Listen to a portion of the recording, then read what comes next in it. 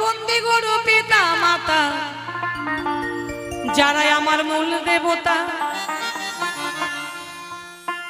যাদের কৃপায় এই দেহ হয় গঠন, তাদের ঋণ শোধিতে নাই ক্ষমতা। শোনেন গো বিজ্ঞ শ্রোতা, থাকিতে মানব জনম।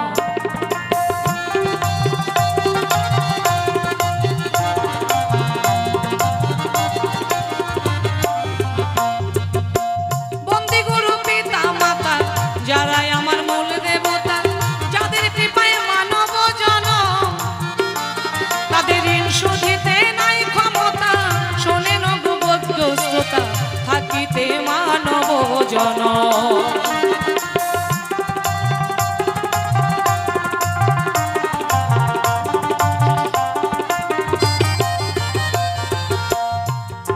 আমার গানের গুরু যিনি হলো, এই সভাতে বলা ভালো, সরলা বাউল নাম ধরেন যে জন,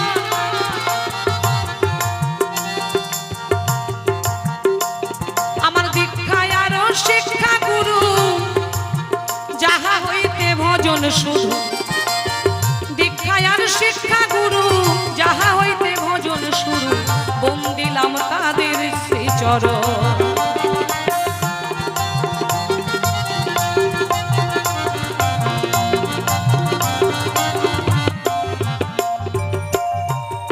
উপস্থিত সাধু গুরু বৈষ্ণব যত প্রণাম জানাই শত শত। আমার ভুল ত্রুটি হবে কত, মাফ করিবেন তাই। আমার মাতা মাসি আছেন যারা, করবেন না কেউ চরণ ছাড়া। আমি আপনাদের মেয়েরই মতো।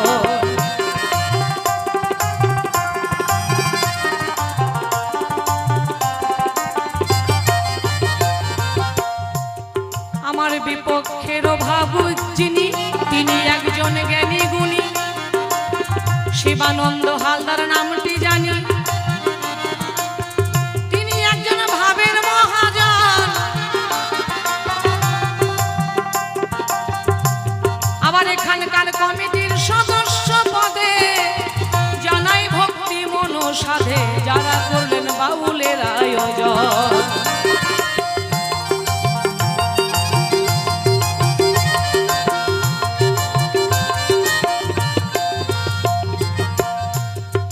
আমার যুবক বন্ধু আছেন যারা, ভালোবাসা নেবেন তারা।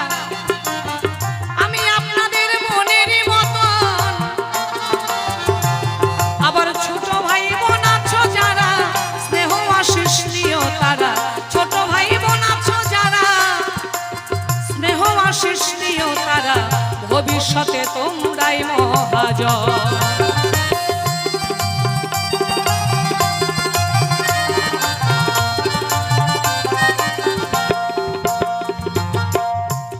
আমার সহশিল্পী আছেন যত, ভালোবাসা জানাই মনের মতো। তারা বাজাইতেছেন মনেরই মতন। আবার মাইকম্যান ভাই আছো যে জন, ভালোবাসা দিলাম মনের মতো। তোমার কৃপায় করি যে কীর্তন।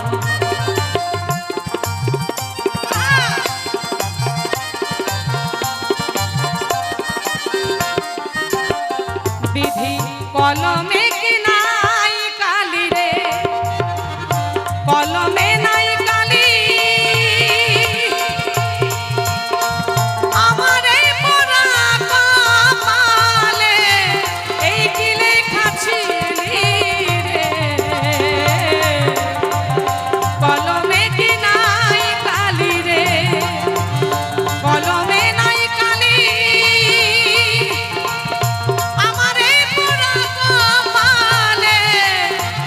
এই কি লেখা ছিল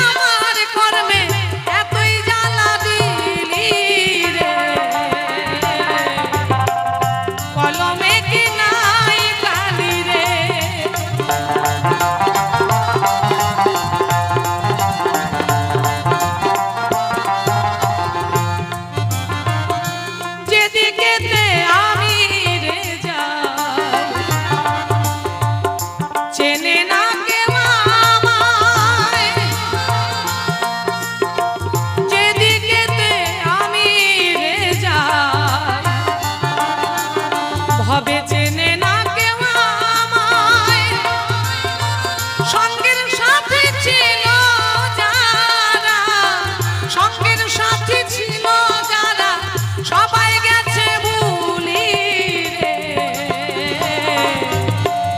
কলমে কি নাই কালি রে, বিধি কলমে নাই কালি। আমার এই পোড়া কপালে এই কি লেখা ছিলি রে। কলমে কি নাই কালি রে, বিধি কলমে কি নাই কালি রে, বিধি কলমে কি নাই কালি রে।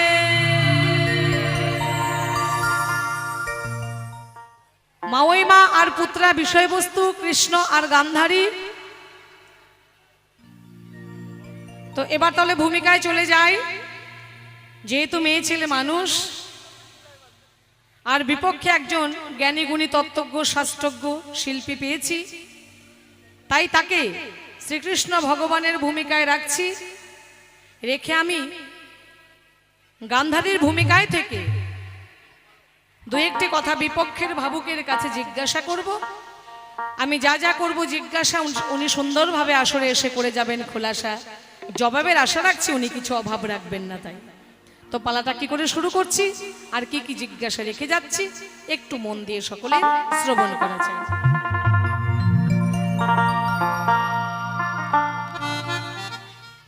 ও গো সুবল রাজার কন্যা আমি গো,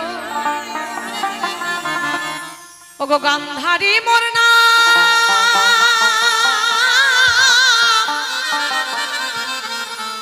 আর জগৎ গুরু কৃষ্ণ তুমি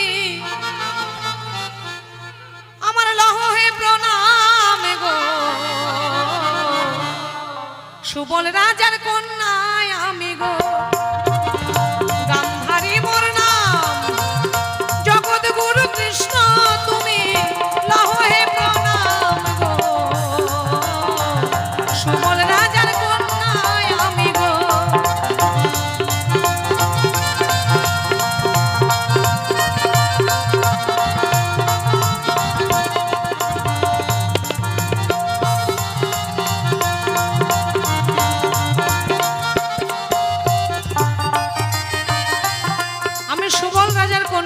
গান্ধারী মোর নাম, জগৎ গুরু কৃষ্ণ তুমি আমার লহ হে প্রণাম। জগতের স্রষ্টা তুমি, জগতের সার, ভালো মন্দ সব কিছু তোমাতেই সংহার।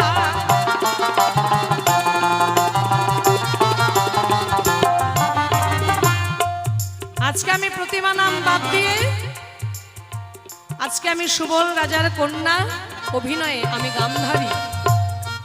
শ্রীকৃষ্ণের হচ্ছে আমি সম্পর্কে মাউই মা, আর কৃষ্ণ হচ্ছেন আমার আজকে আদরের পুত্রা। তো পুত্রা সে হচ্ছে অনাদিরাদি ভগবান শ্রীকৃষ্ণ। তুমি জগতের স্রষ্টা, জগতের মালিক, জগতের কর্তা। তুমি জগৎ গুরু, তুমি জগতের সার, ভালো মন্দ সবকিছু তোমাতেই সংহার। তোমা থেকেই শুরু, তোমাতেই শেষ, তুমি শেষ কথা। তাই যদি হয় তুমি যদি জগতের কর্তা হয়ে থাকো, জগতের মালিক হয়ে থাকো, শোনো শোনো শোনো ওগো, ওগো শোনো কমলাক্ষ। কুরুক্ষেত্রে যুদ্ধে তুমি ছিলে কার পক্ষ?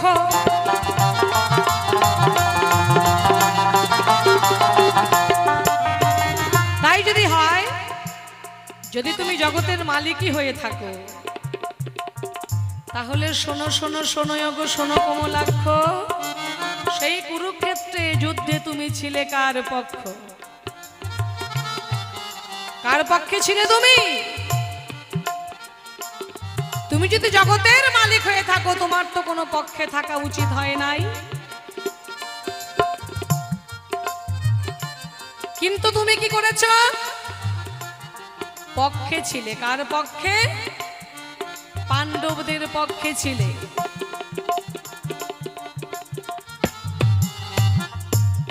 তোমার নিরপেক্ষ ভূমিকা পালন করা কর্তব্য ছিল, কিন্তু তুমি তা করনি। তুমি কি করেছো? পাণ্ডব সহায় হইয়া, ওগো কৃষ্ণ, অন্যায় যুদ্ধ যাও করিয়া। আমি বুঝলাম না তাহার মূল কারণ, এই কথাটা তোমার কাছে কৃষ্ণ আমার রইল জিজ্ঞাসা।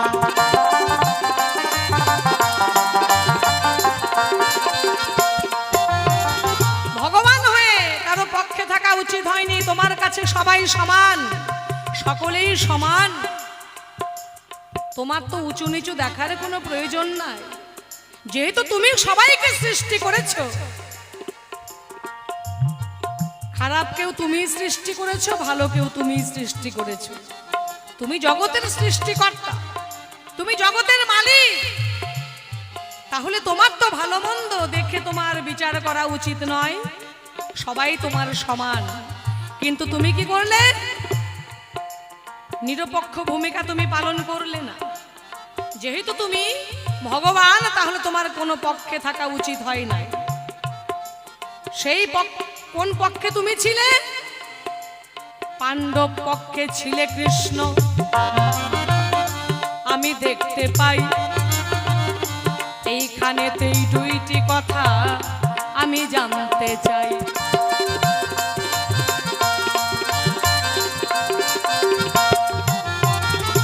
কেন গো?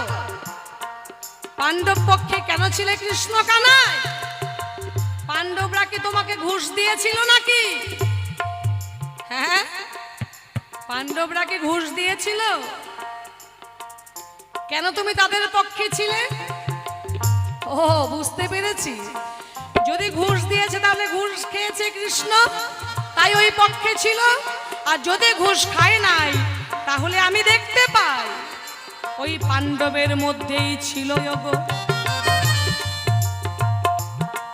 কৃষ্ণের বোন। সেই কারণে কৃষ্ণ ছিল ওই পক্ষে, বুঝিলাম এখন।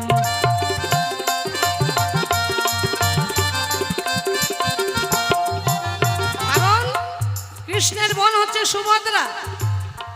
সুভদ্রার স্বামীকে সে হচ্ছে অর্জুন। পঞ্চ পাণ্ডবের মধ্যে এক ভাই অর্জুন। যুধিষ্ঠির, ভীম, অর্জুন, নকুল, সহদেব, এই হচ্ছে পঞ্চ ভাই। এই পাঁচজনের মধ্যেই তো কৃষ্ণের বোন জামাইকে দেখতে পায়।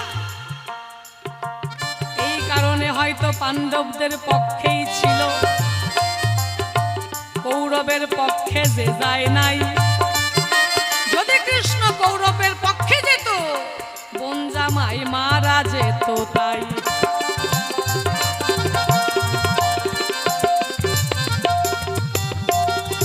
বোন জামাইটা মারা গেলে বোনটা বিধবা হবে অকালে। কৃষ্ণ খুব চিন্তা করে, ভালো করে বুঝে সুঝেই পক্ষটা বেছে নিয়েছে যে আমার ওই কৌরবদের পক্ষে থেকে যুদ্ধ করা যাবে না। আমাকে কোন পক্ষে যেতে হবে? যেই পক্ষে রয়েছে আমার বোন জামাই, সেই পক্ষেই আছে কৃষ্ণ কানা।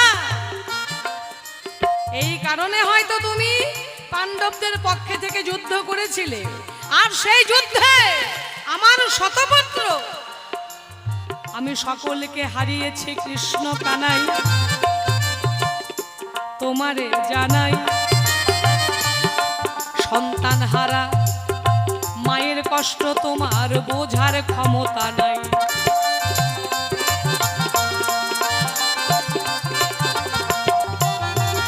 সন্তান হারা মায়ের যে কষ্ট, মায়ের ব্যথা, সেটা তুমি কি করে বুঝবে? তোমার তো বোঝার কথা নয়। এটা বুঝবে কারা? আমার মাতাগণ। যাদের সন্তান মারা গেছে তারাই বুঝতে পারবে আজকে গান্ধারীর মনের কথা, মনের কষ্ট, মনের ব্যথা। সেই মায়েরা ছাড়া অন্য কেউ বুঝতে পারে না। তাহলে ওহে কৃষ্ণ কানাই, তোমার কাছে আমি এখানে জানতে চাই, কেন পাণ্ডব সহায় হইয়া অন্যায় যুদ্ধ যাও করিয়া? আমি বুঝলাম না তাহার মূল কারণ। কেন নিরপেক্ষ ভূমিকা পালন করো নাই? তোমার কাছে রাখলাম জিজ্ঞাসন। মায়ের মতো দরদি নাই রে এ ভব সংসারে, মা বিনে সন্তানের ব্যথা, মা বিনে সন্তানের ব্যথা কে বুঝিতে পারে? মায়ের মতো দরদি নাই রে। নিতাই গৌর হরি হরি বল, হরি বল, হরি বল, হরি বল।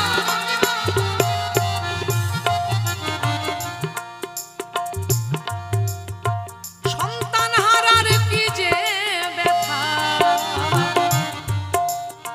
আমার জানে মাতাগণ, যাদের গেছে সন্তান মারা তারা বুঝিবে বেদন।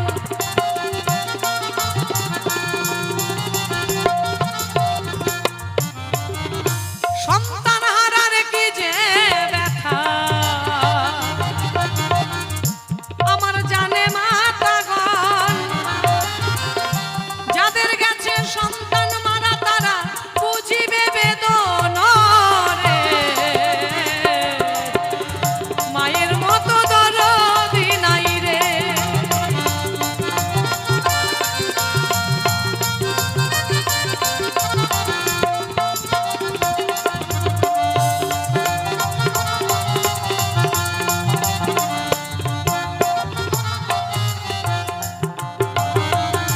যদি কোনো মায়ের গো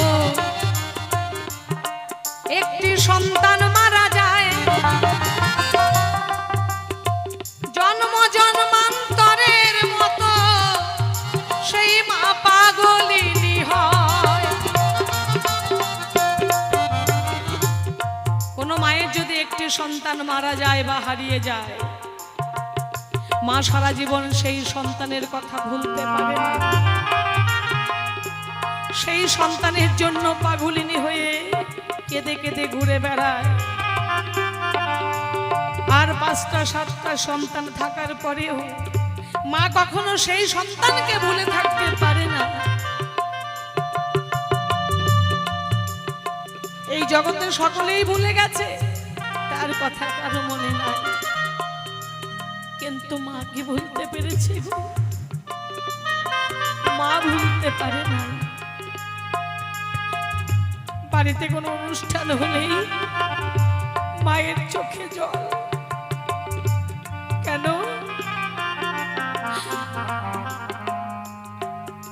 সকল সন্তানদের দেখার পরে মা মনে মনে ভাবে, আজ যদি আমার সেই সন্তান বেঁচে থাকতো, এই অনুষ্ঠানে অংশগ্রহণ করত, কত আনন্দ করত। এই জগতে সকলেই আছে, শুধু আমার সেই প্রাণের ধন নেই। তাই মা একটি সন্তানকে সারা জীবন ভুলতে পারে না। আজ গান্ধারী শতপুত্র হারিয়েছে। 1টা 2টা সন্তান যদি মারা যেত, তাও না হয় বাকি সন্তানগুলোর মুখের দিকে তাকিয়ে মা ভুলে থাকতে পারত। কিন্তু গান্ধারী আজকে শতপুত্র হারিয়ে হাহাকার করছে, আর কৃষ্ণের কাছে শুধু বলছে, কৃষ্ণ কানাই, কেন তুমি এটা করলে? কি কারণে আমার সন্তানদেরকে তুমি মারলে কানাই? আমি বুঝতে পারি না। তাই যদি কোনো মায়ের গো একটি সন্তান মারা যায়, জন্ম জন্মান্তরের মতো সেই মা পাগলিনী হয় রে। মায়ের মতো দরদি নাই রে।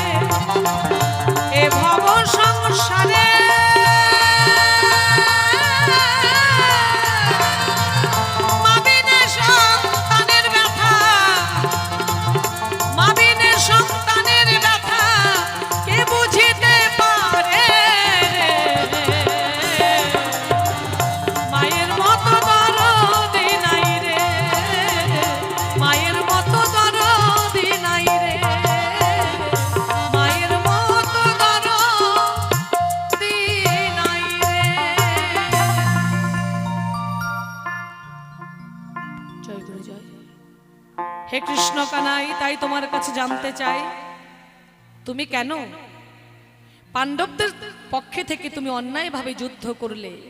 সেই যুদ্ধে আমার শত পুত্র মারা গেল। যেই কুরুক্ষেত্রের মাঠে এত লোক মারা গেছে, রক্ত বন্যা বয়ে গেছে, কাটাকাটি মারামারি, সেই স্থানটা কি করে ধর্মক্ষেত্র হতে পারে? যেখানে এত লোক মারা যায় সেটা কি কেউ ধর্মক্ষেত্র কয়? রাস্তাঘাটে দেখবেন দু চারটা যদি অ্যাক্সিডেন্ট পরপর হয়, সেই জায়গাটায় গেলে আমাদের বুকটা কেঁপে ওঠে। এই জায়গাটা মোটেও ঠিক নয়, ভালো নয়। চেষ্টা করি সেই জায়গাটাকে আমরা এড়িয়ে চলতে। কিন্তু যেই কুরুক্ষেত্রের মাঠে এত লোক মারা গেছে, কাটাকাটি মারামারি, 18 দিন ধরে যুদ্ধ হলো, এত লোক মারা গেল, জ্ঞাতি গোষ্ঠী কত মরে গেছে, রক্ত বন্যা বয়ে গেছে, সেই জায়গার নাম আবার ধর্মক্ষেত্র হয়েছে। কি করে হলো তোমার কাছে আমার জানার বাসনা রইল। এই পর্যন্তই ছেড়ে দিয়ে যাই। বিপক্ষে আসবেন আমার শ্রীকৃষ্ণ কানাই। জয় গুরু জয়। বিদায় নিলাম। দেখি কিভাবে কি কথা কয় পরের আসরে এসে, অবশ্যই সেভাবেই আলোচনা করার চেষ্টা করব। আপাতত আসরটা ছাড়ছি। জয় গুরু জয়। মহাভারত থেকে কিছু কথা আলোচনা। একদিকে মাহিমা আর একদিকে পুতুরা। আমি প্রথমে আমার মাহিমাকে, মাহিমা হচ্ছে মাতৃতুল্য, মায়ের মতো, আমার মাহিমাকে একটু প্রণাম জানাই। নাহলে আবার বলবে হ্যাঁ পুতুরার একটু আক্কিল জ্ঞান নাই। তবে আমার মাহিমার প্রণামটা একটু বড় করে দিলাম। কেন? মাহিমা ঠিক আছে আমার, কি এরকম মাহিমা না হলে হয় না? জিজ্ঞাসা করে স্যার, যে পক্ষের উকিল আমাকে বানিয়েছে, আপনাদের চরণে প্রথমে ক্ষমা প্রার্থী। ওই জায়গায় দাঁড়ানোর মতো যোগ্যতা ক্ষমতা আমার নেই, তবু আজকে আমি খুশি, মহা খুশি। কেন? যে জাইলার ঘরের পোলা হয় যে ভগবানের ভূমিকাটা পাইছি, এতে আমার জাইলা বংশ উদ্ধার, হালদার সম্প্রদায় উদ্ধার। হ্যাঁ বাবা বলেছে না, একটা গোষ্ঠীর মধ্যে, বংশের মধ্যে একজন যদি কৃষ্ণ ভক্ত হয়, তার 7 পুরুষ যদি নরকে থাকে স্বর্গে নিয়ে যেতে পারে, যদি একজন কৃষ্ণ ভক্ত হয়। আর ওই বংশের মধ্যে একজন যদি জঘন্য হয়, 7 পুরুষ যদি স্বর্গে থাকে, ওদের পা ধরে টাইনা নামায়। তোর জন্য আমি কইলাম যে আজকে আমি নিজেকে নিজে ধন্য মনে করছি যে হালদার ঘরে জন্ম নিয়ে আজকে ভগবানের অভিনয় পেয়েছি, অর্থাৎ শ্রীকৃষ্ণের পক্ষের উকিল স্বরূপ। ঠিকই তাই। তাহলে মহিমা যাহা কিছু করেছে জিজ্ঞাস পালা হচ্ছে। আগে দিকে অনাদির আদি প্রাণ গোবিন্দ, সৃষ্টির স্রষ্টা স্বয়ং কৃষ্ণ গুণমণি। অপরদিকে রয়েছে আমার মাহিমা গান্ধারী, সম্পর্কে আমার মা জননী। আমি তাকে আবারও প্রণাম জানাই। মাই এবং পুত্রা দেখবেন, আত্মীয়ের মধ্যে হচ্ছে শালী, আর দেবীর মধ্যে হচ্ছে কালী। ফুলের মধ্যে ধুতুরা, আত্মের মধ্যে পুতুরা, মাছের মধ্যে হচ্ছে ইলিশ, আর মানুষের মধ্যে হচ্ছে পুলিশ। ঠিকই তাই। এবার আসি আমার মহিমার পাশাপাশি। তার আগে ছোট্ট একটা গল্প মনে পড়ে গেছে, দেওয়াই লাগবে। কিবা টাকা দিবা? আমা ও আমাকে গুনতে গুনতে মানে আসতেছে। যাক, মানে এক গ্রামের মোড়ল, 3 বেটা, তো 2 পোলার আগে বিয়ে করাইছে। এবার ছোটটারেও বিয়ে করাইছে। এই 6 মাস চলছে।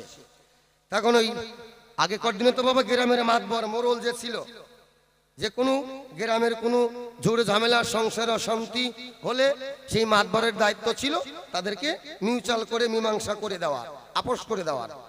এখন তো আর তা নাই বাবা, কিছু হইলেই থানা, কিছু হইলেই থানা। এইবার ওই গ্রামের মাতবরের কাজ হচ্ছে ঘুমের থেকে উঠে হাত মুখ ধুয়ে কিছু খেয়ে গ্রামে বেরিয়ে যায়, কার কোন ঝামেলা সমস্যা হয়েছে সেটার সমাধান করে। তো হঠাৎ করে ছোট বউ, ছোট ছেলের বউ ডাক দিয়ে শাশুড়িকে করছে, মা আমার একটা কথা বলার আছে আপনার কাছে। বলবো বলবো ভাবছি, বলা হচ্ছে না। এখন শাশুড়ি দেখলো ছোট ছেলের বউ, বলো বৌমা কি অসুবিধা, কোনো প্রবলেম হয়েছে বলো, বললে সেই ব্যবস্থা করছি। বলছে না মা, এমনি তো কোনো কিছু হয়নি, ওই একটা কথা বলবো আপনাকে। বলে কি? বলে আপনাদের গ্রামে নতুন বউ আসলে প্রথম বাচ্চা কয় মাসে হয়? তখন শাশুড়ি করছে, ও বৌমা, এটা তোমার গ্রাম কি আর আমার গ্রাম কি একই তো নিয়ম? কয় না, আমাদের গ্রামের নিয়ম আছে। বলি আপনার কাছে আমাদের গ্রামের মেয়ে যেই গ্রামে বিয়ে হয় প্রথম বাচ্চা 6 মাসে হয়। মাতবরের বউ বাবা কিছু না কিছু মাল আছে তো মাথায়, তাই না? কিসে কয় কিলো 6 মাসে কোনদিন পোলাবা না হয়। আজকে আইসু বুড়া, বুড়া তো গোটা গ্রামের বিচার করে, আজকে বাড়ির বিচার না করলে বুড়া ভাত গিলবে দেবো না। বুড়া সারাদিন কোন বাড়িতে কোন সালিশি করে আসে, মন মেজাজ ঠিক আছে কিনা আছে দেখা দরকার নাই। বুড়া আইসে অন্যদিন আসার সাথে সাথে পাও ধর জল দেয়, বছরে পিড়ি দেয়, ভাত দেয়, খায়। আর ওই দিন কিন্তু ওই যে বুড়ি খুঁটি আলাম দিয়ে যে দিদিমার মতো ঠ্যাং মেলে বসে রয়েছে, ঠ্যাং মেলে আন গেছে, কিরে জল দিবি না পাও ধর? কয় দিমু, তে দেশ না তো। কয় গোটা গ্রামের বিচার করো তো? বলে করি। আজকে বাড়ির বিচার করবে, তারপরে হাত পাও ধুয়া ভাত গিলবে। ওই সেটা কি? কয় হবে আর কি, তোমার ছোট ছেলের বউ ডাক দিয়ে আমারে কয়, ওমা আপনাদের গ্রামে নতুন বউ আসলে প্রথম বাচ্চা কয় মাসে হয়? আচ্ছা তুমি তুই কও রতনের বাপ, এই যে আমি যে 9টা সলপলের মা হইছি সবগুলো তো 10 মাসেই হয়েছে। বুড়া কয়, ওই শালা বুড়ি, ওই হিসাব কি আমি গুনে রাখছি নাকি? ওটা তুই গুনছিস। হ্যাঁ কয় ওই তো ধরো। তা কি হয়েছে কি? বৌমা কি কইছে? বৌমা কয়, হ্যাঁ আমাদের গ্রামের নিয়ম আছে। বলি আপনার কাছে আমাদের গ্রামের মেয়ে যে গ্রামে বিয়ে হয় প্রথম বাচ্চা 6 মাসে হয়। কত কত রতনের বাবা এটা হয়? কয় ভাত দে তুই। বৌমা ঠিক কইছে, বৌমার হিসাব আছে। বুড়ি কয় সারাদিন ভাত খাইলাম না এই বিচারের জন্য, আর কয় মাত্র বুড়া কয় বৌমার হিসাব ঠিক আছে। বুড়া ভাত দিছে বুড়িকে, বুড়ি ভাত দিছে বুড়াকে, বুড়া খায়া কিন্তু শুয়ে পড়ছে, আর কোনো কথা নাই। বুড়ার চিন্তা আমি ঘুমাবো, আবার ভোরবেলায় বাড়াবো গ্রামের সালিশ করতে। বুড়ি কিন্তু আর ভাত খায় নাই। বুড়া কায় তো নাক ডেকে শুয়ে আছে, মাঘ মাসের শীত বাবা, ব্ল্যাঙ্কেট চাদর টাদর গায়ে দিয়ে শুয়ে আছে, আর বুড়া বাম কায় তো নাক ডেকে ঘুমাইতেছে। বুড়ি কিন্তু আর ভাত ভূত খায় নাই। আলগুস্তে মশারি উষা করে ব্ল্যাঙ্কেট উষা করে পাও ঢুকায় দিয়া বুড়া এই খাইতে বুড়ি এই খাইতে রাগারাগি হয়েছে একটু। হ্যাঁ দুই পিঠ এক জায়গায়, বুড়ার মুখ এইদিকে বুড়ির মুখ এইদিকে। রাত্রি 2টা বাজে, বুড়ি আবার মোসর দিয়ে এই কাইতে করতেছে, কি গো কইলা না? তুই সন্ধ্যা থেকে জ্বালাচ্ছিস, বললাম না বোমার হিসাব ঠিক আছে, বোমা স্কুলে দিদিমণি, বোমার অঙ্ক ঠিক আছে, গুণন বিয়োগ যোগ ভাগ সব ধরে। চুপ, এক কথা বলবি না। বুড়ি আবার এই কাইতে আইছে। ভোর 5টা বাজে। ওই ভোর 5টার সময় ছোট বৌমা হাতে ঝাড়ু নিয়ে উঠান ঝাড়ু দিচ্ছে, ঝাড়ু দিচ্ছে। ঝাড়ু দিতে দিতে কিন্তু ওই বুড়া বুড়ি রিহার্সাল আবার শুরু হয়ে গেছে। কি গো কইলা না, কি গো কইলা না? এই বুড়ি তুই সন্ধ্যা থেকে কিন্তু জ্বালাচ্ছিস, বললাম না বোমার অঙ্ক ঠিক আছে, বোমার হিসাব ঠিক আছে। চুপ। এইবার কিন্তু ওই শ্বশুরের কথা ছোট বৌমার কানে গেছে। এই তো শ্বশুর আমার পক্ষে, এই তো আমার সুযোগ যায়। হাতের ঝাঁটা ফালায় দিয়ে শ্বশুর শাশুড়িদের শুয়ে আছে, জানলার বগলে আসা করছে, শাশুড়ি মা, শাশুড়ি মা। কয় কি? কয় হিসাব যদি করো ঠিক মতো করো, যেদিন থেকে দেখাশোনা সেদিন থেকেই ধরো। বুড়া তো অমনি লাভ ধরছে, এই শালা বুড়ি, ওই তুই শান্ত থেকে জ্বালাচ্ছিস, বল বল। তোকে বারবার করছি বোমার হিসাব ঠিক আছে, বোমার অঙ্ক ঠিক আছে। এই এই তোর পোলা বিয়া করছে কয় মাস হইল? কয় 6 মাস হইল। আর দেখতে গেছিল কয় মাস আগে? কয় 4 মাস আগে। এই শালা বুড়ি, 6 আর 4 10 হইল না? এই জন্য তো বোমা করছে, হিসাব যদি করো ঠিক মতো করো, যেদিন থেকে দেখাশোনা সেদিন থেকেই ধরো। মহিমা তুমি একটু হিসাবটা বসে বসে করো, বেকার কান্নাকাটি করে শরীরটাকে কাবু করো না। শরীর দেহ গঠন যা আছে বেশ আরো কিছুদিন গান বাজনা করে খাইতে পারবা। বেকার হুদাহুদি কাইন্দা শরীর নষ্ট করো না। আসি মহিমার পাশাপাশি বলেছে আমি নাকি পক্ষ নিয়েছি, এটা টোটালটাই আমার মহিমার বোঝার ভুল। কুরুক্ষেত্রের মাঠে যখন যুদ্ধ হবে, পাণ্ডব পক্ষ বলেছিল, অর্জুন বলেছিল সখা, সম্বন্ধী হিসাবে বলেনি, কারণ অর্জুনের সঙ্গে ভগবান শ্রীকৃষ্ণের বোনের বিবাহ হয়েছে যার নাম সুভদ্রা, কিন্তু উনি সম্বন্ধী বলে নাই।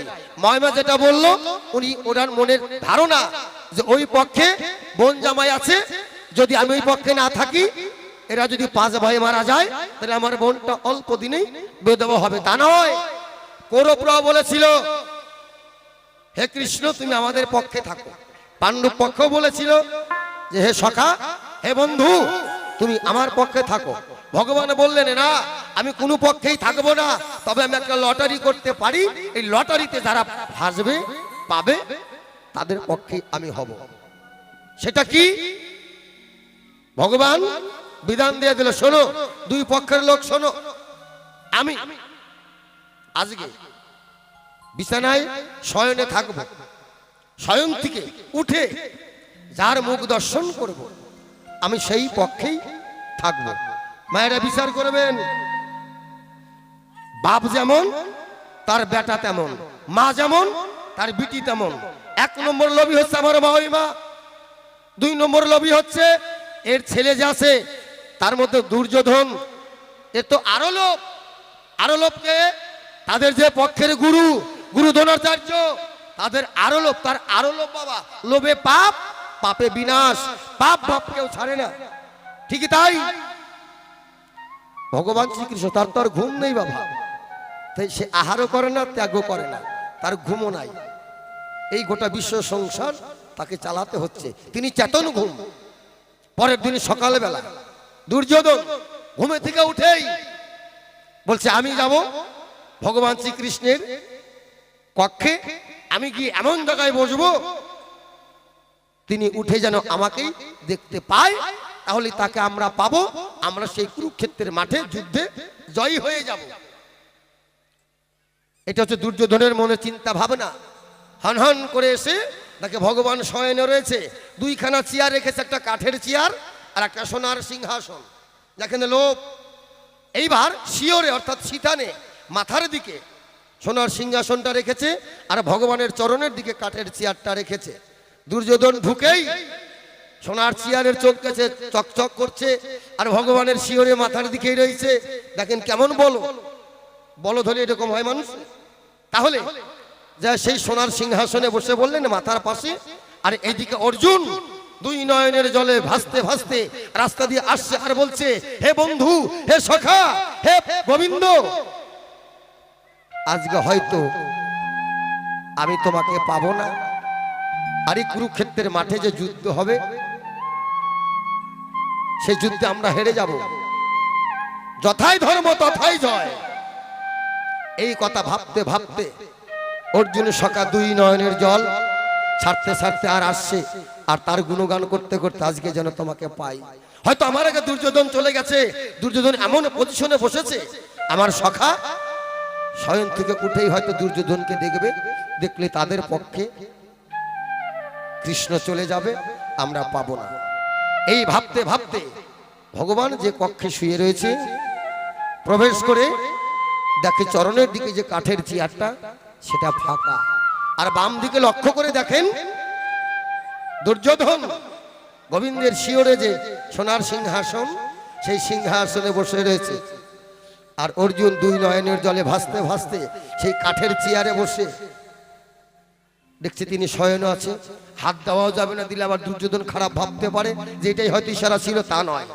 তার নাম করতে করতে তার নয়নের যে জল তার 2 চরণে 2 ফোঁটা পড়া মাত্রই অনাদির আদি প্রাণ গোবিন্দ শয়ন থেকে উঠে বসা মাত্রই অর্জুনকে দেখে বলল, অর্জুন। আর দুর্যোধন সোনার চেয়ারে ছিল। যাও অর্জুন, তোমারাই আমাকে পেলে আমি তোমাদের পক্ষেই থাকবো। কিন্তু কোন অস্ত্র কিন্তু ভগবান ওই সময় ধারণ করে নাই। তাহলে বলেন, আপনারাই বলেন, আমার মাই মেয়েটা না বুঝা কথা বলে নাই। আর না বুঝা কথা বলার কারণ, মাথাটা খারাপ হওয়ার কারণ, 1টা 2টা তো আর না, 100টা পোলা মরছে মাথা, একটু তার কাটে যাইতেই পারে, তাই না? তাহলে বলেন, ভগবান যে লটারিটা করেছিল, আমি শয়নের থেকে উঠে যাকে দেখবো সেই পক্ষে আমি থাকবো, এখানে আমার কিসের দোষ? আমি তো লটারি দিয়েছিলাম। তোমার ছেলে মহিমা এত লোভ বেশি ভালো না, অল্পতে পোষে অনেকেই দোষে। তাহলে তোমার ছেলে এতটুকু মাথায় বুদ্ধিটা হলো না যে আমি কোথায় বসলে ভগবান আমাকে উঠে দেখবে আর আমি ভগবানকে পাবো? তাহলে এখানে ভগবান নির্দোষ। এবার আসি আরো কিছু প্রমাণ দেই। শোনো শোনো ও মা, ওই মা, আমি তোমারে জানাই, যেখানে রক্ত নদীর বন্যা বয়ে গেল সেই মাঠের নাম ধর্মক্ষেত্র। কি করে হলো বলবো এই সবাই।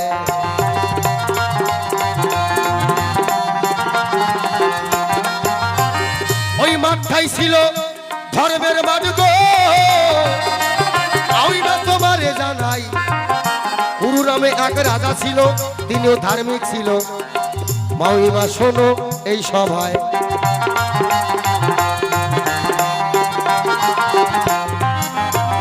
কুরু নামে এক রাজা ছিলেন, তিনি আবার মণিও। তিনি একজন ছিলেন মণি, তিনি সাধনা করতেন। তার ওই যে কুরুক্ষেত্রের মাঠটা, ওটা বিশাল বড় মাঠ। ওই কুরু রাজা তিনি একা একা জঙ্গল জঙ্গল কেটে কেটে পরিষ্কার করেছে। আর কেউ না কেউ গিয়ে জিজ্ঞাসা করতেন, রাজামশাই এই যে আপনি এই জমিটাকে চাষ করেন, এতে কি আবাদ করবেন, কোন ফসলটা বুনবেন? আর মণি বলতো, এই মাঠ চাষ করার দায়িত্বটাই আমি নিয়েছি, কিন্তু কোন ফসল যে বুনবে সেটা একমাত্র ভগবানই জানে, আমি জানি না। ও তাই? বলে হ্যাঁ। এবার কুরুক্ষেত্রের যে যুদ্ধটা শুরু হবে, গোবিন্দ স্বয়ং কৃষ্ণ নারদের উপরে দায়িত্ব দিল, নারদ বিশাল বড় একটা মাঠের দরকার, আর সেই মাঠেই হবে যুদ্ধের আয়োজন। তুমি যাও দেখো কোথায় সেই মাঠটা পাও। নারদকে খবর দেওয়ার পরে নারদ কিবা কর্ম করে। ঘুরতে ঘুরতে নারদ গেল সেই কুরু রাজার সেই যে জমি, ওই মাঠের ভিতরে। সেই মাঠের মধ্যে গিয়ে দেখে এত সুন্দর মাঠ, আর ওই মাটি প্রত্যেক বছর চাষ করে তুলোর মতো নরম। আর ওই মাঠের চতুর্দিক দিয়ে নামি দামি বৃক্ষ, আর প্রত্যেকটা গাছের বৃক্ষের গোড়ায় সাধু সন্ন্যাসী মণি যোগী ঋষিরা তার সাধনা করছে। কার? হে গোবিন্দ, তুমি কবে আসবে? এই মাঠে চরণ দিবে, দিলে তাহলে আমাদের মনের খোরাকে মিটবে। আর প্রত্যেকটা মনি ঋষি যোগীরা ওই গাছের গোড়ায় তারা পুজো করে আর গোবিন্দকে ডাকে। আর কুরু রাজারও মনের আশা, হে ভগবান, এই এত বড় মাঠের চতুর্দিকে নিম গাছ, বট গাছ, পাকট গাছ, হর্তকি গাছ, তামাল গাছ, কদম গাছ, বেল গাছ, অর্জুন বৃক্ষ, কৃষ্ণচূড়া ইত্যাদি ইত্যাদি নামি নামি সব বৃক্ষ, আর প্রত্যেকটা গাছের গোড়ায় একটা করে সাধু মনি ঋষি সন্ন্যাসীরা বসে ভগবানের নাম গুণগান করছে। আর নারদ ওই পরিবেশ দেখে বলছে, বাহ, এটাই তো চেয়েছিলাম। আর ওই মাঠটা ধর্মের নামেই ছেড়ে দিয়েছে। আর প্রত্যেকটা মনি ঋষি যোগীরা কুরু রাজাকে ডাক দিয়ে বলতেন, শোনেন রাজামশাই, এই মাঠটাই আপনার হবে ধর্মের মাঠ। আমরা সবাই ঈশ্বরের কাছে প্রার্থনা করছি, আপনার এই মাঠে কোনো একদিনে ভগবান এসে চরণ দেবে। নারদ খবর পেয়ে ভগবানকে বলল, হে গোবিন্দ, মাঠ পেয়ে গেছি, যাও যুদ্ধ ঘোষণা করে দাও। আর সেই মাঠে যুদ্ধ হলো, হাজার হাজার মানুষ বিসর্জন হয়ে গেল। মাইমা বললেন, খালি কৌরবদের মরছে, পাণ্ডব পক্ষের মরে নাই। পাণ্ডব পক্ষেরও মারা গেছে, কিন্তু পাঁচ ভাইয়ের কিছু হয় নাই। পাঁচ ভাইয়ের কিছু হয় নাই। যথাই ধর্ম তথাই জয়। আর তাই ওই মাঠে যারা ধর্মের পক্ষে ছিল তাদেরই জয় হয়েছে। শোনো শোনো ও মাউইমা, আমি তোমারে জানাই, ওই কুরুক্ষেত্রের মাটি ধর্মক্ষেত্র, বলবো এ ধর্ম সবাই।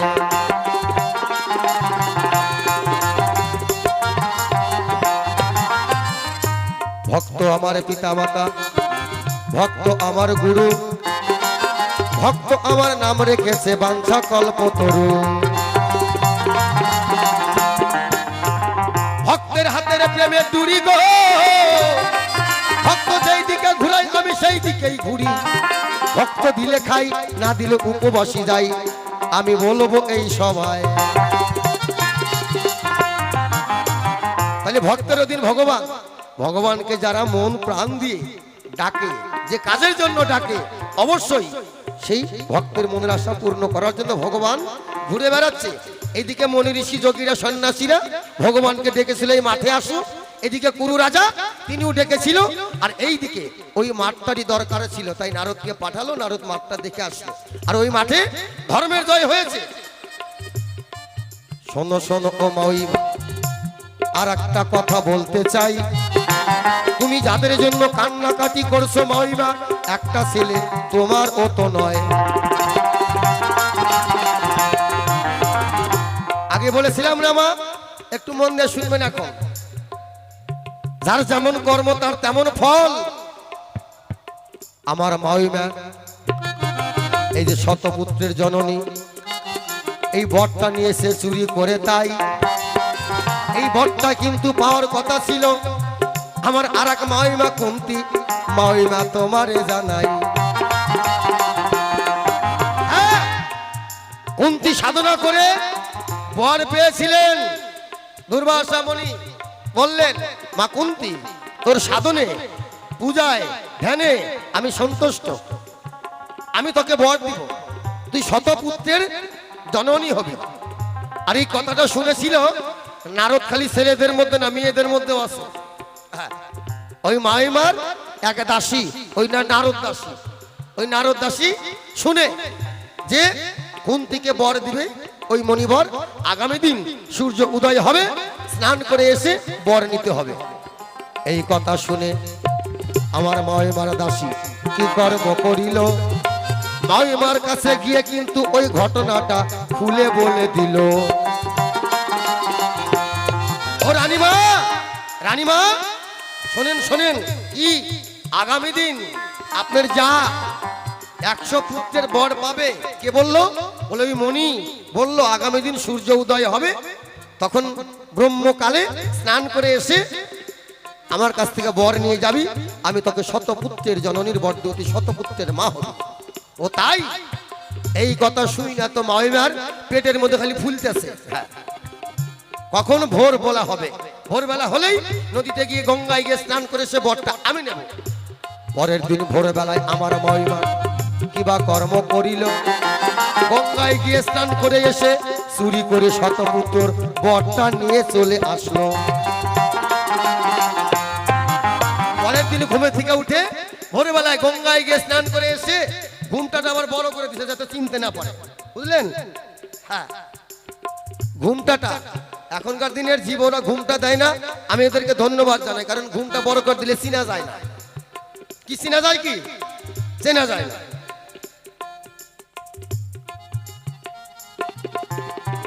চেনা যায় না।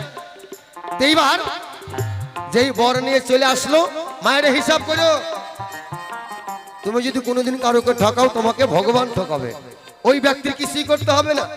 ঠিক তাই বর নিয়ে চলে আসার পরে একটু পরে কুন্তি স্নান করে গিয়ে বলছে, বাবা আমার প্রণাম গ্রহণ করবেন, আর আপনি বলেছিলেন যে সূর্য উদয় হওয়ার পরে স্নান করে ভেজা বস্ত্রে আসলে আমি তোকে বর দান করবো, তুই শতপুত্রের জননী হবে। দেন বাবা আমাকে বর দেন। মনি বলেন, কি এক্ষুনি তো তুই বর নিয়ে গেলি? বলছে, না বাবা আমি আসিনি। কি আমার ভুল, আমার সাধনা মিথ্যা? বলে, না বাবা আমি তা বলছি না, কিন্তু আমি আসিনি। সঙ্গে সঙ্গে সেই মনি অন্তর্ধান করে জানতে পায় কুন্তি আসার আগে বর নিয়ে গেছে গান্ধারী। বললাম এই সময় অন্তর্যামী মনি গো অন্তরে জানতে পায় গান্ধারী ছল করে বর নিয়ে গেছে। বললাম এই ধর্ম সভায়, ও গান্ধারী তুমি এসে ঘুমটাটা বড় করে দিয়ে বর নিয়ে গেছো। কুন্তিকে বললেন, মা শোন, তোর চিন্তা নাই, তুই ইচ্ছা খুশি পুত্রের জননী হতে পারবি, আর আমি করলাম অভিশাপ, গান্ধারী যে শতপুত্র হবে, তোর গর্ভের যে পুত্র হবে তাদের হাতেই তাদের মৃত্যু হবে, অভিশাপ করলাম। এটা তো গেল গেলই। আলো কি ঘটনা করছে জানেন? মানে আমার মায়ের ঘটনা যদি কইতে নেই আজকের গোটা রাতের শিল্পী দরকার নাই, দরকার নাই। আচ্ছা ওই যে বেটার বড় হিসাব 6 মাসে বলে বাচ্চা কাচ্চা হয়, কিন্তু হয় কি? এই দিকে দেখতে দেখতে দিন পর দিন যায়, মায়ের চেহারা পরিবর্তন হয়, আর এর মনের আশা এই হস্তিনাপুরের রানী হচ্ছে আমি, আমার স্বামী ধৃতরাষ্ট্র তিনি রাজা। আমার আরো আকাঙ্ক্ষা কি, আমার ছেলে রাজা হবে, আমি তখন রাজার মা হব।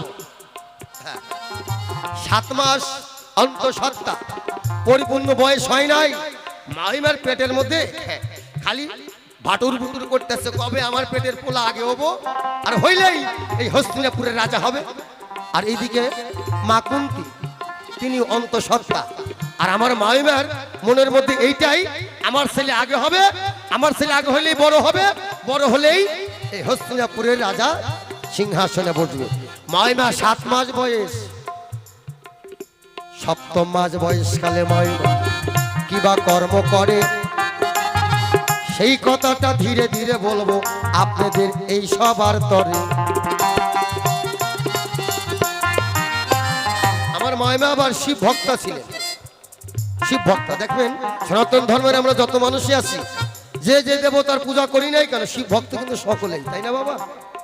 কারণ যত শিব তত জীব, যত নারী তত গৌরী।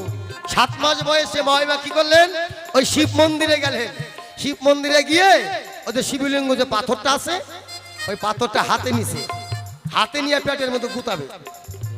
আগে করে মায়েদের বাচ্চা কাচ্চা হয়তো মাতৃ স্বর্গদ্বার দিয়ে নরমালে, তারপরে হওয়া ধরলো সিজারে।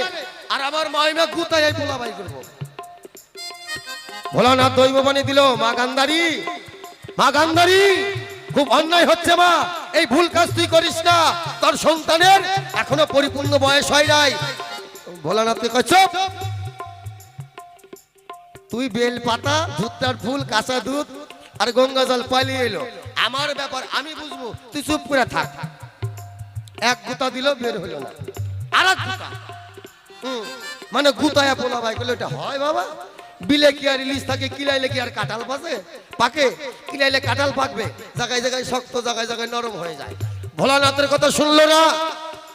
একে একে যখন আমার মাইমা এই উদরে 3 বার গুতো মারে, একটা রক্তপিণ্ড প্রসব করলো, বললাম এই সবার তরে।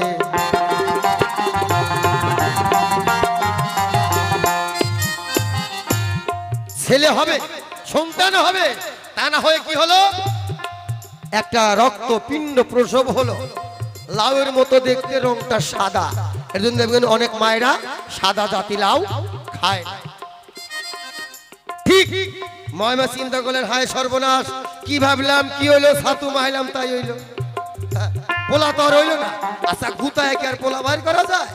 দেখেন লোভে পাপ, পর আনছে চুরি করে, 10 মাস পরে যে হবে ওইটাও সহ্য হচ্ছে না, গুতাই বাই। চিন্তায় পড়ে গেল, কি করি? আমার মাইমা সেই রক্তপিণ্ড নিয়ে গঙ্গার ধারে গিয়ে গঙ্গায় ফেলে দিল। ভাসতে ভাসতে সেই রক্তপিণ্ড ভাটির দিকে চলে গেল। ভাটির দিকে চলে যাচ্ছে, আর যেখানে সেই রক্তপিণ্ডটা গঙ্গার জলে মাইমা ফেলে দিয়েছে, তার ভাটিতে ব্যাসদেব মুনি স্নান করতে গেছে। হঠাৎ করে দেখতে পায় গঙ্গার জলে কি যেন একটা ডোবে আর ওঠে, মনে হচ্ছে কিছু হবে। ভাসতে ভাসতে ব্যাসদেব মুনির চরণে এসে ঠেকে গেল। ব্যাসদেব মুনি দেখে কিন্তু অবাক হয়ে গেল। সর্বনাশ, এই পাপ কর্ম কে করলো? এই সন্তানের তো এখনো মাতৃগর্ভের যে ওম, এই ওমটা বাকি আছে, এখনো ফোটে নাই। ব্যাসদেব মুনি তখন কি করলেন, সঙ্গে সঙ্গে কুমণ্ডল থেকে জলে নিয়ে ওই রক্তপিণ্ডতে ছিটিয়ে দিলেন। 101টা টুকরা হয়ে গেলেন, 101টা ভাগ হয়ে গেলেন। ব্যাসদেব মুনি মাটির কলসিতে 101টা কলসিতে রেখে পরিপূর্ণ 10 মাস 10 দিন পরে 100টা পুত্র জন্ম নিল। তাদের পরে আবার সন্তানকে মাইমা ফিরা পেল, কিন্তু ওই যে মনির অভিশাপ, মারা যাবে। তাহলে একদিকে বর নিছে চুরি করে, আর একদিকে সন্তান গুতায় বের করেছো, নিজে জন্ম দিতে পারো নাই, ওই সন্তানকে নিজের স্তনের দুগ্ধ খাওয়াতে পারো নাই, একদিন সর্ষের তেল মালিশ করো নাই, একদিন স্নান করাও নাই। তোমার আবার কান্নাকাটি কিসের? যেমন আনছিলা তেমনই গেছে, এত কান্নাকাটি করে লাভ নাই। এটাই কি শেষ? মাইমা যখন অন্তঃসত্ত্বা ছিল, তার ঘরে থাকার ঘরে দাসীদেরকে ডেকে এক একজনে এক এক কর্ম করতেন। দেখে একটা ঘরের মধ্যে মাকড়সা, দাসীকে ডাক দিয়ে বলে, দাসী আমার কথা নিবা? ওইটা কি? বলে, রানীমা ওটা একটা মাকড়সা, ও জাল তৈরি করছে। কেন? বলে, ওর পেটে এখন ডিম আছে, আর মাকড়সায় ডিম দেওয়ার আগে সুন্দর করে জাল পাতে, জালের মাঝখানে মাকড়সা আটকে যায়, তখন বাচ্চা হওয়ার সময় হয়, এক এক দিক থেকে বেরিয়ে তাদের জন্য কোনো কষ্ট না হয়, সেই মাকড়সার বাচ্চাগুলো বেরিয়ে চলে যায়, আর মায়ের দেহটা ওখানে পাপড়ের মতো আটকে থাকে, মসমতা হয়ে যায়। কাকড়া আর মাকড়সা এরা সন্তান জন্ম দিতে পারে কিন্তু মুখ দেখতে পারে না, মায়ার জালে তার আটকা থাকে। না দাসী, আমার কথা নিবা, ওই মাকড়সাটাকে এনে আমার হাতে দিবা। বললো রানীমা, ওই মাকড়সাটা অন্তঃসত্ত্বা, তার গর্ভে বাচ্চা আছে, ডিম আছে, ওটাকে কিছু করা যাবে না। কি তুই আমার দাসী আর তুই আমাকে উপদেশ দিচ্ছিস? কালকে থেকে তোর আমার বাড়ির কাজ বন্ধ। রানীমা, আমার ভুল হয়ে গেছে, আপনার পা পড়ি, আমার এই কাজটাকে বন্ধ করেন না। রানীরকে এনে হাতে দিল। মাকড়সাটা দেখে রানীমা এমন ভাবে অট্ট হাসি হাসতেছে, হাসতে হাসতে ঠিক মাকড়সার পেটে টিপি দেওয়ার পরে সাবুর মতো একটা ডিম বেরোলো। সেই ডিমটাকে নখের উপরে নখ দিয়ে মারলো একটা পুটুস করে শব্দ, কি আনন্দ! দাসীদেরকে ডেকে বলছে, দেখো দাসী, দেখ কত সুন্দর শব্দ হচ্ছে, কি মিষ্টি। আর ওই মাকড়সাটা সেই দিন তোমার কাছে কত কান্নাকাটি করেছিল। ও রানীমা, আমাকে তুমি ছেড়ে দাও, আমি তোমার এই কক্ষে থাকবো না, এখান থেকে চলে যাব, তাও তোমার করি মানা, আমার সন্তানদেরকে তুমি হত্যা করো না। ওই মাকড়সার কান্না সেদিন আমার মাইমা শুনতে পারে নাই।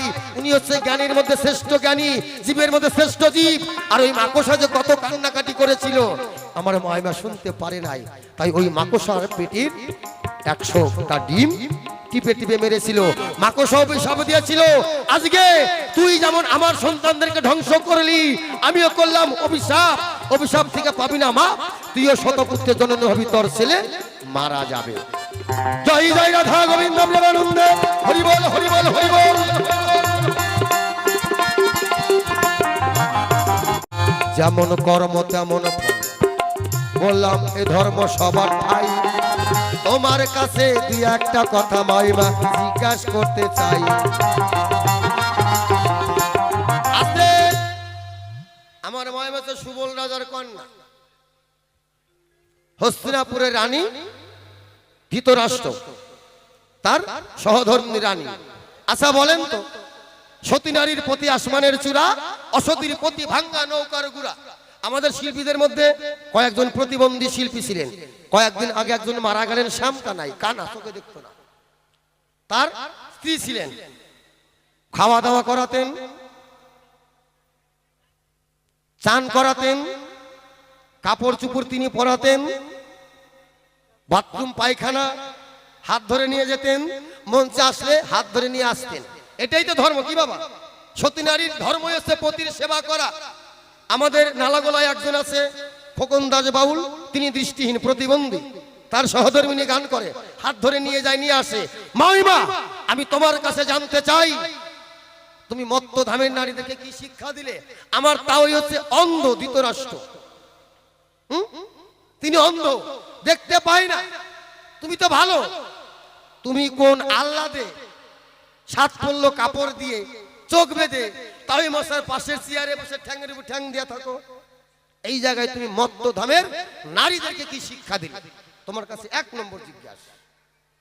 আর একটা যদি কইতে গান তাহলে কব, আমার মায়েমা কিন্তু চরিত্র খুব একটা ভালো না।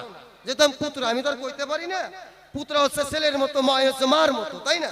আর আমার মুখে ওই রকম কথা আসে না যে মায়েদেরকে কোনো খারাপ কথা বলি, আমি তাও বলি না কোনোদিন, আজকেও বলবো না। কিন্তু মায়েমার ঘটনাটা না কইলে হবে না বাবা, কব? আচ্ছা, আমরা, তুমি হচ্ছে রাজকন্যা, বিয়ে হওয়ার কথা রাজকুমারের সাথে, মানবীদের বিয়ে হবে মানবের সাথে, তাই না? এটাই তো নিয়ম।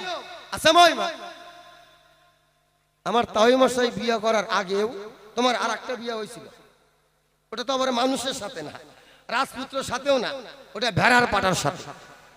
যদি বিশ্বাস না হয় শুকা দেখেন, এখনো ভেড়া ভেড়া গন্ধ আছে গাও দিয়া। হয়তো সেন্ট মাইক আসতে বুঝতে পারবেন না, তবে সবকিছু ঢাকা যায়, ওই গন্ধর কিন্তু ঢাকা যায় না বাবা। তাহলে মায়েমার কাছে আমার দুটি জিজ্ঞাসা রইল, তুমি 7 পল্ল কাপড় দিয়ে চোখ বেঁধে তাওই মশার পাশে বসে থাকো, তার খাওয়া দাওয়া কে করায়, তাকে স্নান বাথরুমে কে নিয়ে যায়, তার জামা কাপড় কে পরায়, আর ভেড়ার পাটার সাথে তোমার কেন বিয়েটা হয়েছিল? এই দুইটা জিজ্ঞাসা তোমার কাছে রইল। এই দুইটা জিজ্ঞাসার মতো আমি দেখতে চাই মত্তধামের নারীদেরকে আমার মামা কি শিক্ষা দিল। তবে আর বেশি কথা বলবো না অল্প অল্প ছেড়ে যাবো কাব্য আলোচনা। আমার পরে মা ওই মা আসরে আসিবে, আপনাদের মনের কথা খুলিয়া বলিবে। আসেন যত আমার মাতৃজাতি সবারই চরণে আমি জানাই গো প্রণতি। কিঞ্চিত আশীর্বাদ যদি করো মনে, শত শত বাউল গান গাইতে পারবো আসরে। এই পর্যন্ত করি খান্তরা ঢাকান্তেশ্বরী রাধা কৃষ্ণ প্রেমানন্দে একবার বলুন হরি হরি হরি বল হরি বল হরি বল। আমি জিজ্ঞাসা করেছিলাম তুমি কেন সেই কুরুক্ষেত্রে যুদ্ধে আমার শতপুত্রকে মারলে, মানে কেন তুমি পাণ্ডবদের পক্ষে ছিলে, তার মূল কারণটা কি? সুন্দর করে জবাব দিয়েছে, কৃষ্ণ কিছু করে নাই, গান্ধারীর শতপুত্র মারা গেছে গান্ধারীর দোষেই। তাই কেন? জন্মের আগেই নাকি গান্ধারী মেরে ফেলেছে। খুব ভালো লাগছে আমার, বুঝলেন কিভাবে গুতায় গুতায় বলে সন্তান বাইর করছে গো মা। আমি এরকম কথা জীবনে শুনি নাই। গান্ধারীর শতপুত্র আগেই মেরে ফেলেছে, আর এখন নাকি গান্ধারী এসে বলছে কৃষ্ণকে তোমার চক্রান্ত আমি পুত্রগণ হারিয়েছি, কিন্তু দোষ কৃষ্ণের নাকি কোনোটাই নাই, সব গান্ধারীর দোষেই গান্ধারীর সন্তানকে হারিয়েছে। জিজ্ঞাসা করে গেছে আমার কাছে যে তোমার স্বামী অন্ধ,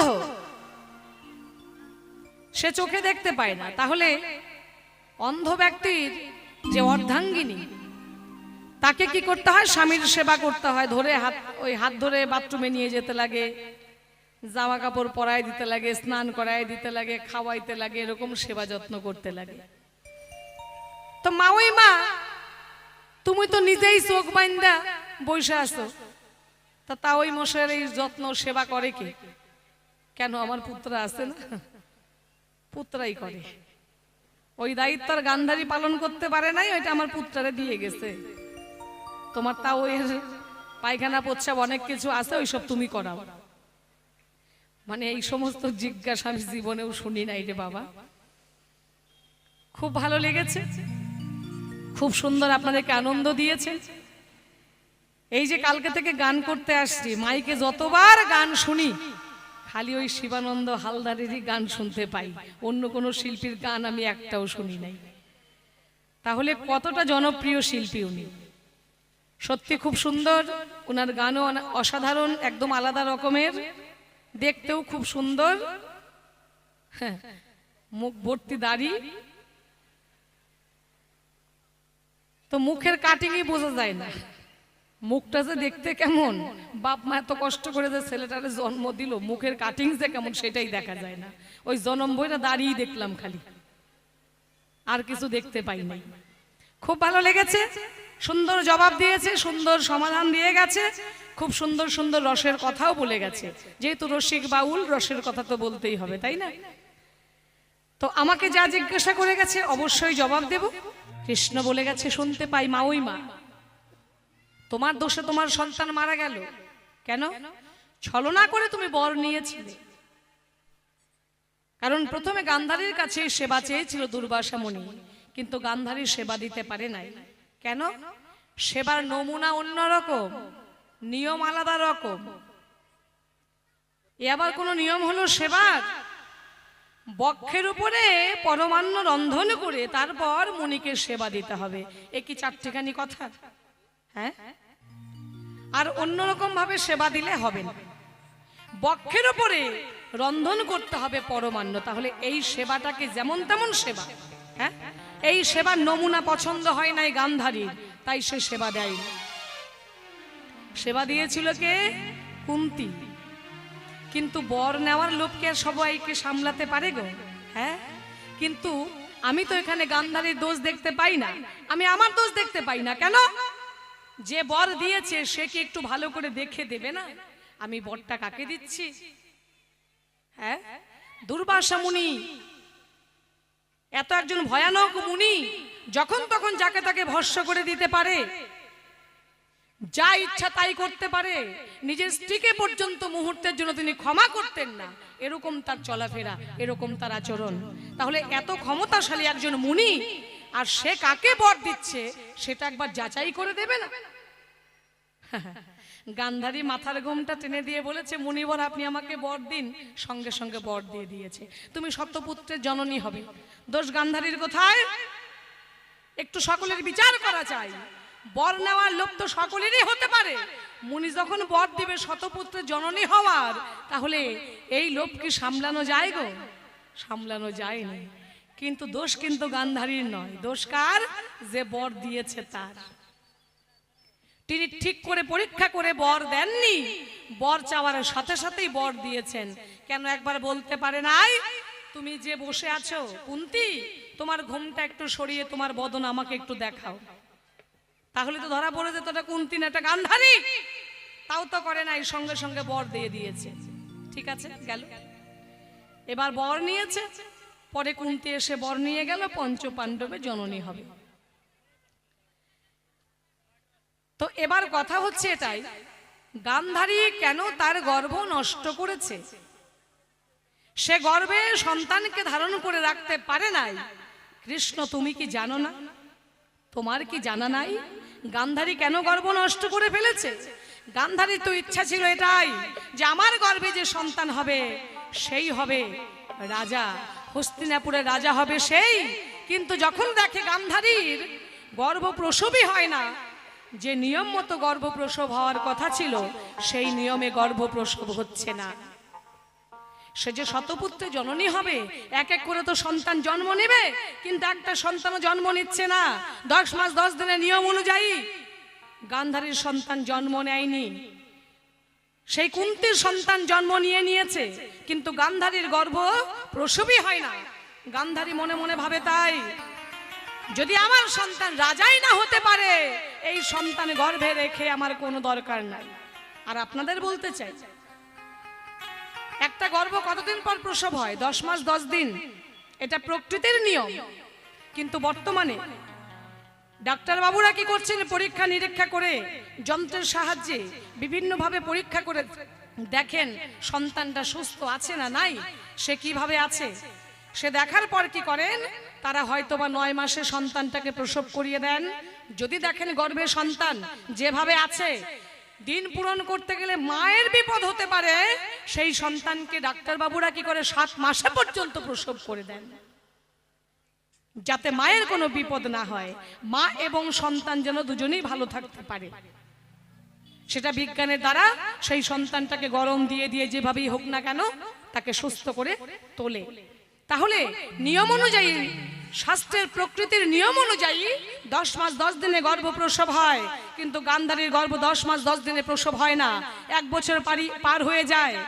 এতদিন যখন গর্ভ পার হয়ে যায়, গর্ভ প্রসব হয় না, তাহলে আপনারা যদি 10 মাস 10 দিনের মধ্যে ডাক্তারবাবুর কাছে যান নাই, দেখা গেল গর্ভ প্রসবও হচ্ছে না, সন্তানও হচ্ছে না, প্রসবের কোনো ব্যথাও নাই, কোনো ভাব নমুনাও নাই, তাহলে কি করবেন?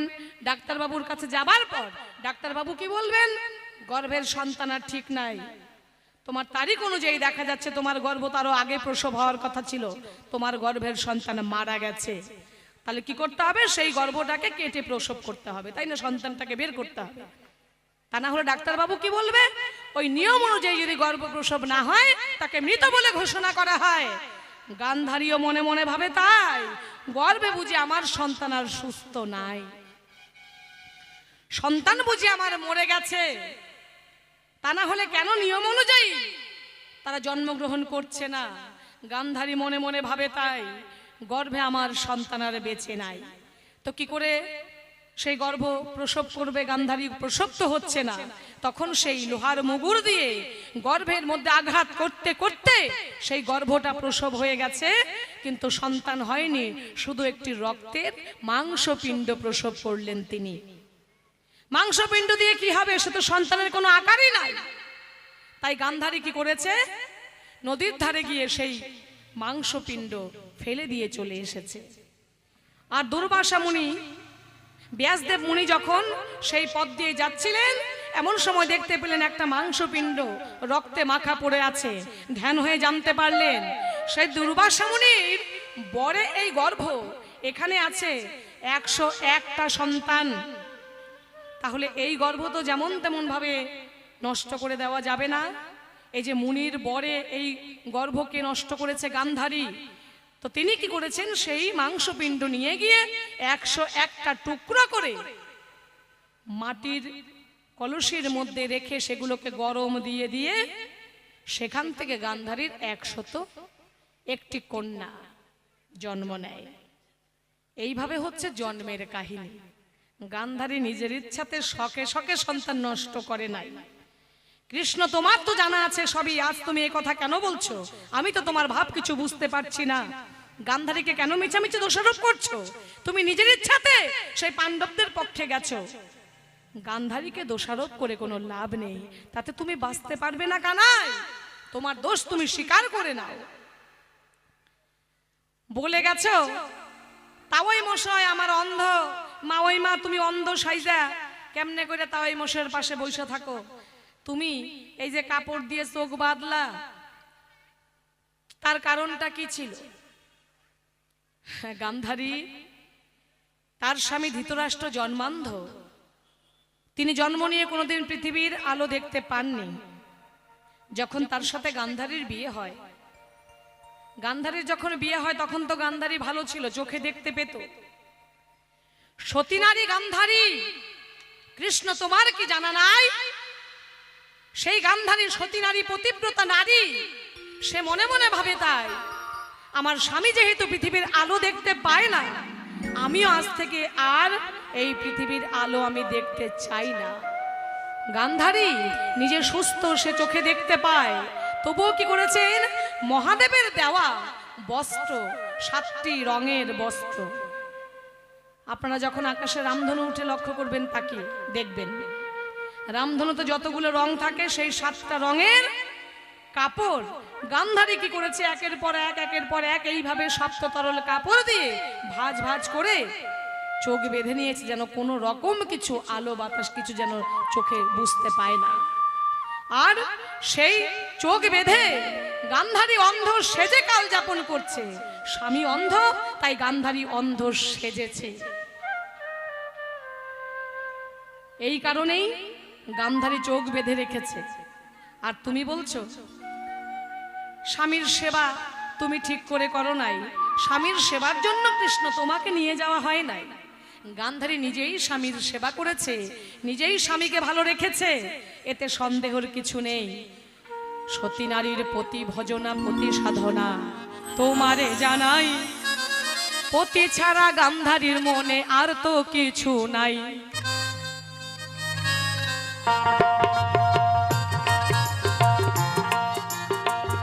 তাই স্বামী অন্ধ বলে গো গান্ধারী সপ্ততরল কাপড় দিয়ে চোখ বেঁধে নিয়েছে গোতাই। এতে গান্ধারী প্রমাণ করেছে গান্ধারী সতী নারী ভাই।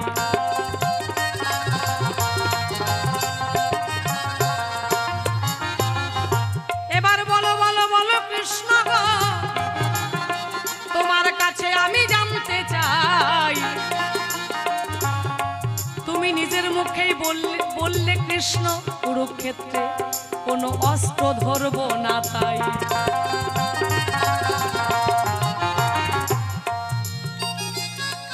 কুরুক্ষেত্রে তুমি বললে আমি কোনো অস্ত্র ধরব না, আমি কে, শুধু রথের সারথি হয়ে থাকব।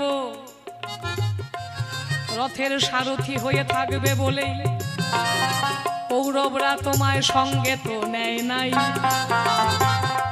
তাই ন্যায় বিচারেই অর্জুন কৃষ্ণকে পেয়েছিল তোমারে জানাই।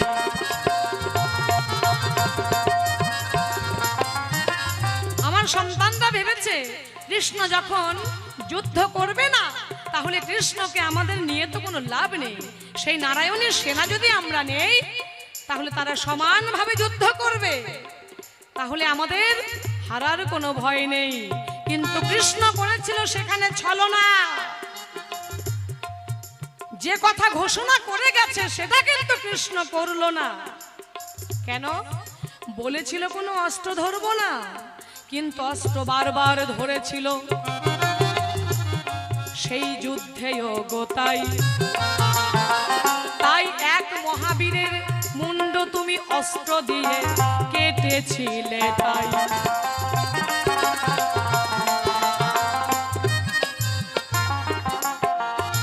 বড় যোদ্ধা ছিল একজন বীর, সমস্ত দিক থেকে ছিল পারদর্শী। তুমি জানতে সে যদি কৌরবদের পক্ষে থেকে যুদ্ধ করে তাহলে কিছুতেই পঞ্চ পাণ্ডবেরা জিততে পারবে না। তুমি কৃষ্ণ কি করেছিলে? তোমার সুদর্শন চক্র দিয়ে সেই বীরের মুন্ড কেটেছিলে। আমরা শাস্ত্রে যাহা পাই, তাহলে আজকে কেন বলো কৃষ্ণ তুমি যুদ্ধ করো নাই?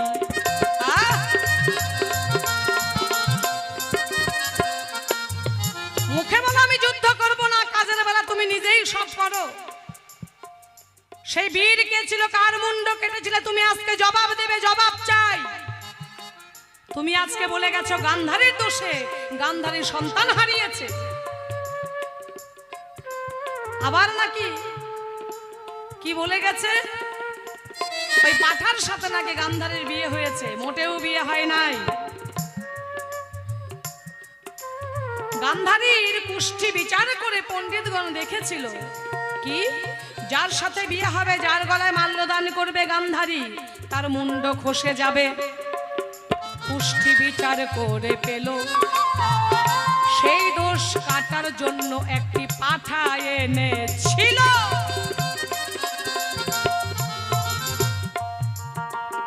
একটি পাঠা সেখানে এনেছিল কেন? গান্ধারী মালা পরাবে আর মুন্ড সঙ্গে সঙ্গে খসে পড়বে।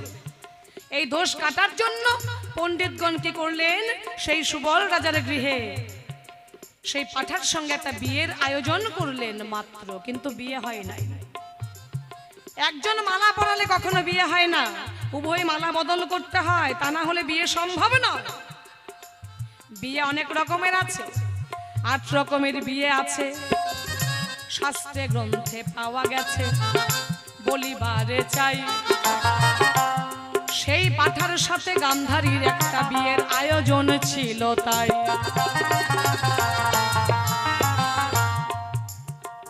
গান্ধারী সেই পাঠার গলায় মালা পরাবে আর মুন্ড খসে যাবে। পাঠার গলায় গান্ধারী মালা পরিয়েছিল, পাঠা সঙ্গে সঙ্গে মারা গেল। এটা তো গান্ধারীর বিধবা হওয়ার কোনো ব্যাপার নাই, আছে গো ওমা? বিধবা হওয়ার কোনো ব্যাপার আছে? বিয়ের মধ্যে অনেক কিছু নিয়ম আছে। ব্রাহ্মণ্য বিবাহ হলে যদি ব্রাহ্মণ দ্বারা বিয়ের কার্য সুসম্পন্ন হয় তাহলে অনেক বিধি মতে নিয়ম রয়। 7 বার প্রদক্ষিণ করতে হয়, 7 বার ঘুরতে হয়, আবার মালা পরাতে হয় গোতাই, আবার সিঁদুর দান শুভ দৃষ্টি করতে হয়। আমি বললাম এই সভায়, আমি ধরে নিলাম, তোমার কথাই ধরে নিলাম গান্ধারীর সঙ্গে বিয়েই হচ্ছিল। গান্ধারী বিয়ের মঞ্চে বসেছে, ওই পাঠাও বসেছিল। গান্ধারী তো পাঠার দিকে তাকিয়েছিল, কিন্তু পাঠাকে আর বুঝেছিল যে আমার সামনে বসে আছে, তার সাথে আমার বিয়ে হচ্ছে, আমার তাকে দেখতে হবে। নয়নে নয়নে না দেখলে কি শুভ দৃষ্টি হয় গো মা? ও মা, শুভ দৃষ্টি হয়? হয় না। মালা বদল পাঠা করতে পারে নাই, আবার বেদ মন্ত্র উচ্চারণ করতে হয়। শোনো গো কানাই, আমি মন্ত্র বলেছিলাম কিন্তু পাঠা বলে নাই। হরি বল, হরি বল, হরি বল। পাঠা কি আর মন্ত্র বলতে পারে গো? এই বেদ মন্ত্র কি পাঠার দ্বারা বলা সম্ভব? সম্ভব নয়। যে কন্যা দান করে, কন্যা দাতা এবং কন্যা এবং বর সকলকেই মন্ত্র পাঠ করতে হয়। কার সাথে? ব্রাহ্মণের সাথে সাথে। আমি মন্ত্র বলেছিলাম, আমার পিতাও বলেছিল, কিন্তু পাঠাতর বলতে পারে নাই। কাজে বিয়ে আমার পাঠার সঙ্গে হয় নাই, হয় নাই। প্রকৃত স্বামী আমার ধৃতরাষ্ট্র, তোমারে জানাই।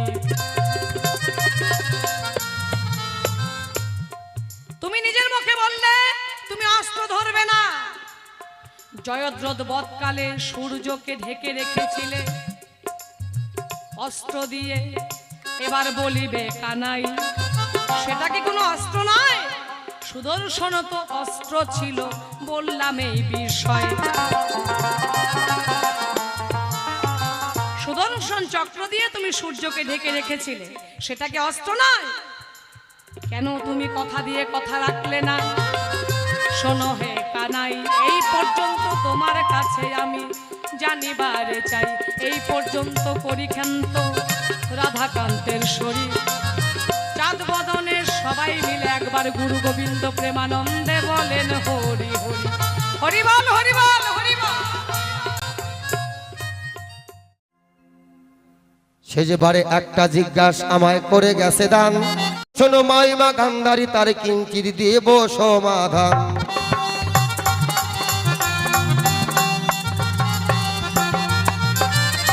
সুদর্শন চক্রকে নাকি ভগবান শ্রীকৃষ্ণ কানাই গো একদিন করেছিল ধারণ, সেইটাই হয়েছিল গান্ধারী। 100টা পুত্র একটা কন্যা, কন্যার নাম হচ্ছে, আর তার বরের নাম হলো জয়দ্র, কন্যার নাম হচ্ছে দুঃশলা। এই কুরুক্ষেত্রের মাঠে যখন যুদ্ধের হলো আয়োজন, জয়দ্র কিন্তু ওই যুদ্ধক্ষেত্রের মাঠে থেকে হয়েছিল মাইমা শোন পলাতন। কি এই যুদ্ধ চলবে সারাদিন, সূর্য যখন অস্তে যাবে তখন যুদ্ধ বন্ধ হবে। যার মরণ যেখানে নৌকা ভাড়া করে যায় সেখানে, হ্যাঁ ভগবান বলেছিল। আর ভগবান যুদ্ধ করার জন্য অস্ত্র ধরে নাই। সুদর্শন চক্র সৃষ্টি হয়েছিলেন সূর্য থেকে, সূর্য থেকে সুদর্শন চক্রের সৃষ্টি করেছিলেন। তাই সূর্যদেব একদিন বলেছিলেন কি, যে আমার হতে যে চক্রটা সৃষ্টি করলে ওইটা যদি আমাকে একদিন দেখাতে তাহলে আমার মনটা তৃপ্তি হতো। ঠিক তাই,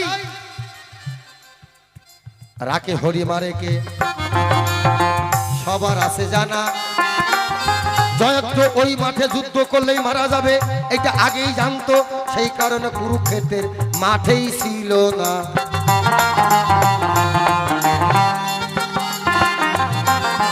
একটু ভালো করে বুঝেন, আমার মায়েরা বুঝুক না বুঝুক, মা তোমরা বুঝো। তাহলে ওই যে জয়দ্র, ওই যে শুনেছে সূর্য অস্তে গেলে আর যুদ্ধ হবে না, বন্ধ, আবার সূর্য উঠবে তখন শুরু হবে।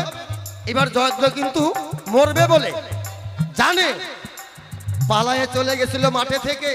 আর ওই যে সূর্যদেব বলল, তাহলে আমার হয়তো যখন সুদর্শন চক্রের সৃষ্টিটা করলে একটু আমাকে দেখাও।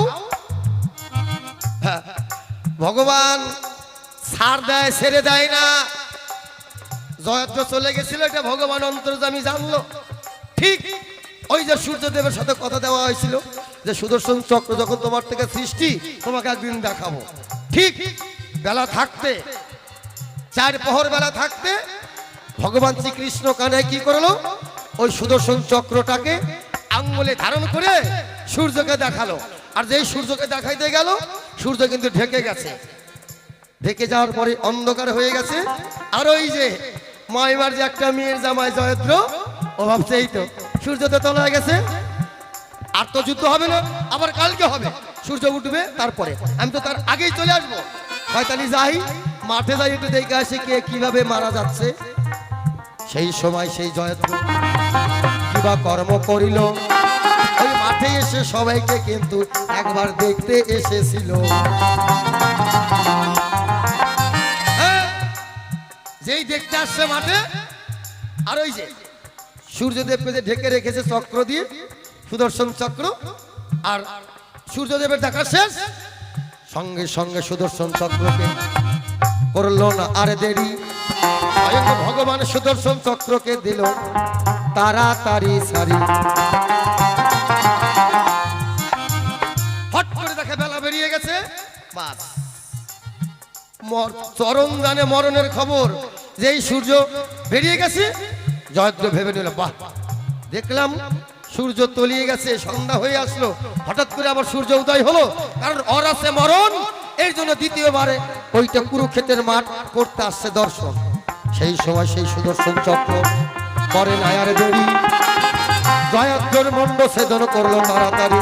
ময়বা বললাম তোমার বরাবরই, এই তো তোমার কথার জবাব গো, কথাই মিটে গেল। রাধা কৃষ্ণ প্রেমানন্দে একবার হরির ধ্বনি বল, হরি বল হরি